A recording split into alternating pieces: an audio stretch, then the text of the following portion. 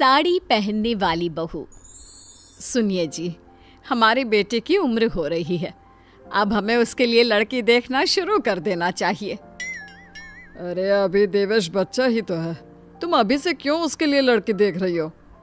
अभी से लड़की देखेंगे तभी तो हमें कोई अच्छी लड़की मिलेगी ना, वरना आजकल का ज़माना कैसा है ये तो आप भी जानते ही हैं। अच्छे घर की लड़कियां मिलना बहुत मुश्किल है। बात तो एकदम सही है तुम्हारी। आप रिश्ते देखिए और मैं बहू। इस घर में बहू तो सिर्फ मेरी पसंद की ही आएगी। विक्रम अपने बेटे के लिए लड़की देखना शुरू कर देता है। कुछ दिनों बाद वो सलोनी के घर जाते हैं। लड़की कहाँ है, जरा उसे बुलाइए तो सही। जी बस अभी आती ही होगी। स्मृति के इतना बोलते ही जींस टॉप पहने सलोनी वहां आ जाती है। सलोनी को देखते ही लड़के वालों के होश उड़ जाते हैं। ये क्या पहन कर आई है आपकी लड़की? माफ कीजिएगा, लेकिन हमारे घर में ये सब कुछ नहीं चलेगा। वो आंटी जी क्या है ना, आज मुझे कॉलेज से आने में थोड़ी देर हो गई थी, इसलिए तैयार होने का टाइम ही नहीं मिला। तो तुम कॉलेज भी जाती हो? वैसे कितनी पढ़ी लिखी हो तुम? मैं अभी MBA की पढ़ाई कर रही हूँ। शादी के बाद क्या इरादा है तुम्हारा, जॉब या घर? जैसा आप कहो। देखो सलोनी, शादी ब्याह का मामला है, इसलिए मैं झूठ नहीं बोलूँगी। मुझे मेरे बेटे के लिए एक ऐसी लड़की चाहिए जो खाना बनाना, बड़ों का आदर करना, पूजा पाठ करना जानती हो। ये जीन्स पहनना, कॉलेज जाना और जॉब करना, ये सब हमारे घर नहीं चलेगा। माँ, ये सब आप क्या बोले जा रही हो? आखिर जीन्स पहनने में क्या बुराई है? और उसे जॉब करनी है या पढ़ाई, ये सब तो उसकी मर्जी है। इसका फैसला हम कैसे कर सकते हैं? चुप कर तू, तुझसे किसी ने सलाह नहीं मांगी है। तुम बताओ सलोनी, अगर तुम्हें हमारे घर की बहू बनना है तो ये सब छोड़ना पड़ेगा। आंटी जी, मैं जीन्स भले ही पहनती हूँ, पर इसका मतलब ये तो नहीं कि मेरे अंदर संस्कारों की कमी है। मुझे खाना बनाने, कपड़े बर्तन धोने से लेकर भगवान की पूजा अर्चना करना सब आता है। लेकिन मैं आपकी शर्त नहीं मान सकती। ना तो मैं जीन्स छोड़ूंगी और ना ही अपनी पढ़ाई।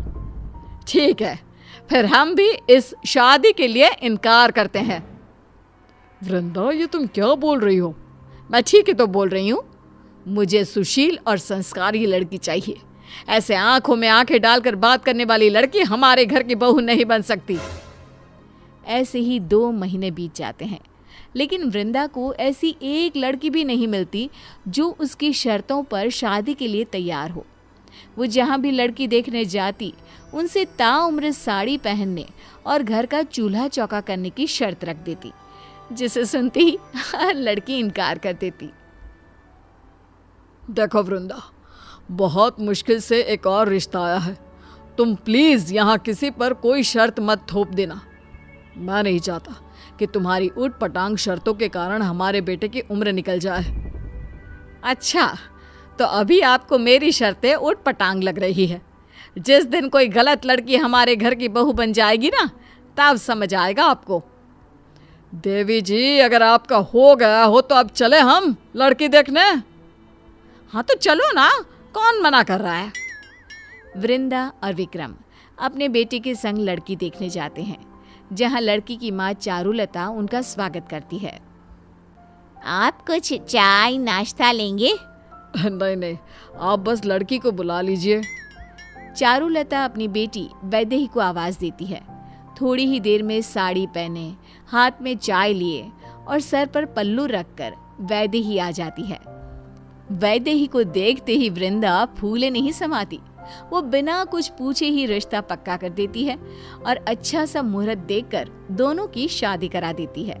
शादी के 2 दिन बाद, वैदेही बेटा, देवेश ऑफिस के लिए लेट हो रहा है, तो उसके लिए चाय बना कर ले आ। मम्मी जी, मुझे चाय बनानी तो आती ही नहीं है और उनको ऑफिस के लिए बहुत देर भी हो रही है, वरना मैं YouTube में देखकर बना लेती। आप एक काम कीजिए ना, आज आप चाय बना लीजिए, मैं कल बना लूँगी।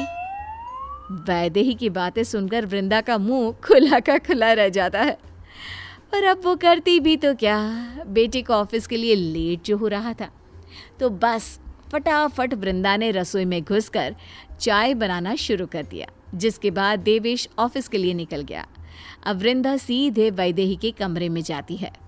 बहू, तुझे खाने में क्या क्या बनाना आता है? कुछ भी नहीं मम्मी जी। हैं? कुछ भी नहीं मतलब? क्या तेरी माँ ने तुझे खाना बनाना नहीं सिखाया? नहीं तो मम्मी जी। वैदेही के इतना बोलते ही वृंदा अपना सर पकड़ लेती है। वैदेही भी अपनी सास की ये हालत देख मंद मंद मुस्कुराने लगती है। अच्छा बहू, ये बता, तुझे कपड़े धोने तो आते हैं ना? ना। क्या? कपड़े धोने भी नहीं आते? अच्छा तो बर्तन धोना, वो तो आता ही होगा। नहीं मम्मी जी, मैंने आज तक कभी बर्तन धोए ही नहीं। तो एक बात बता बेटा, तुझे आता क्या है? इस पर वैदेही शर्माने लगती है। अरे शर्मा क्यों रही है? बता ना, कुछ तो आता ही होगा तुझे। वैदेही शर्माते हुए कहती है, मम्मी जी, दरअसल मुझे ना खाने पीने और सोने के अलावा कुछ नहीं आता। वैदेही के इतना बोलते ही सास का सर चकराने लगता है। वो खुद को संभालते हुए कहती है, कोई बात नहीं बहू, मैं हूं ना, मैं तुझे सब सिखा दूंगी। दिन बीतते जाते हैं, लेकिन वैदेही घर का एक काम भी नहीं सीख पाती। वृंदा भी अब उसे सिखाते सिखाते थक चुकी थी, इसलिए अब वो भी उससे काम करने को नहीं कहती। क्या हुआ वृंदा, इतने परेशान क्यों हो?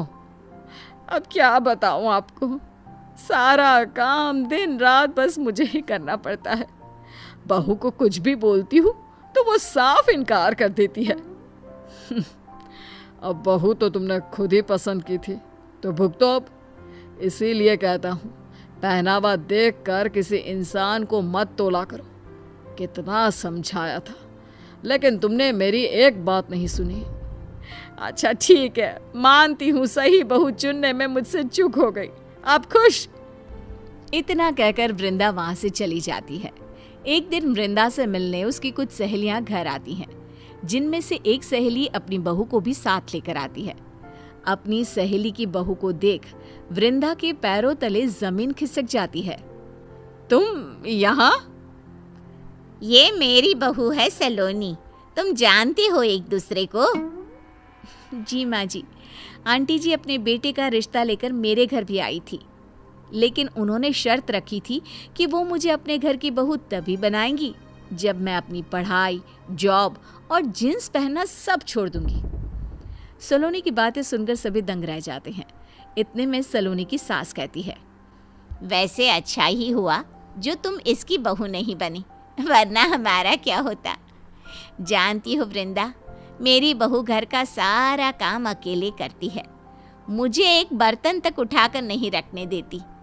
मैं तो सच में बहुत भाग्यशाली हूँ जो सलोनी मेरे घर की बहू बनी है। हीरा है हीरा मेरी बहू। अब वृंदा को अपने किए पर बहुत पछतावा होता है। उसे शैलजा से जलन भी होने लगती है, जिसके कारण वो अपनी बहू की झूठी तारीफों के पुल बांधना शुरू कर देती है। अगर तेरी बहू हीरा है तो मेरी बहू भी कोहिनूर है। जानते हो तुम लोग, मेरी बहू तो सुबह उठने से पहले ही मेरे हाथ में खाना ला कर दे देती है और मेरे बोलने से पहले ही घर का सारा काम खत्म कर देती है। ऐसी है मेरी बहू। जिस बहू की तो इतनी तारीफ कर रही है, जरा अब उससे मिलवा भी दे। हाँ हाँ, क्यों नहीं। वैदेही बेटा, जरा बाहर तो आना, मेरी कुछ फ्रेंड्स तुझसे मिलना चाहती है। वृंदा के कहते ही वैदेही सिर पर पल्लू रखकर बाहर आती है और सभी के पैर छूती है। वृंदा, तेरी बहू तो बहुत संस्कारी है। हाँ यार, तू सच में बहुत भाग्यशाली है जो तुझे ऐसी बहू मिली, वरना आज के ज़माने में ऐसी लड़की मिलनी बहुत मुश्किल है। सच में क्या किस्मत पाकर आई है तू। तुझे तो कोहिनूर से भी कीमती बहू मिली है। वृंदा झूठी मुस्कान लिए हंसने लगती है। तभी मम्मी जी मुझे बहुत भूख लग रही है, जल्दी से जाकर कुछ बना दीजिए ना प्लीज़। वैदेही की ये बात सुनकर सभी दंग रह जाते हैं। अरे बेटा, भूख लग रही है तो जाकर बना ले कुछ, अपनी सास को क्यों परेशान कर रही है? इससे पहले कि वैदेही कुछ बोलती, वृंदा बीच में बोल पड़ती है। वो क्या है ना, बहू को सिर्फ मेरे ही हाथ का खाना पसंद है, इसलिए वो मुझसे बोल रही है। ये तो बहुत अच्छी बात है, फिर तो ये बाहर का कुछ खाती भी नहीं होगी, क्यों बहू?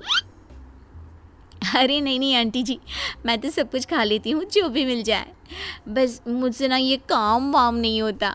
मुझे तो आप बैठे बैठे जो दे दोगे मैं सब खा लूँगी।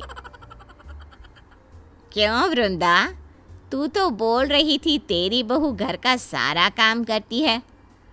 अरे बहू, तुम लोगों से मजाक कर रही है क्या? तुम भी इसकी बातों पर भरोसा कर रहे हो? जा बहू, जाकर सबके लिए चाय बना दे। मम्मी जी, मैंने आज तक अपने लिए तो चाय बनाई नहीं, फिर इतने सारे लोगों के लिए कैसे बना दूँ? अगर आप चाय बनाए ना तो मेरे लिए भी बना देना। मेरी फेवरेट सीरियल का आने का टाइम हो गया है, मैं अपने रूम में जाकर टीवी देख रही हूँ। हाँ, थोड़ी देर पहले तक जो लोग वैदेही की तारीफ करते नहीं थक रहे थे, अब वही लोग उस पर हंसने लगते हैं। वृंदा को अब अपनी बहू और अपनी छोटी सोच पर बेहद शर्मिंदगी महसूस होने लगती है।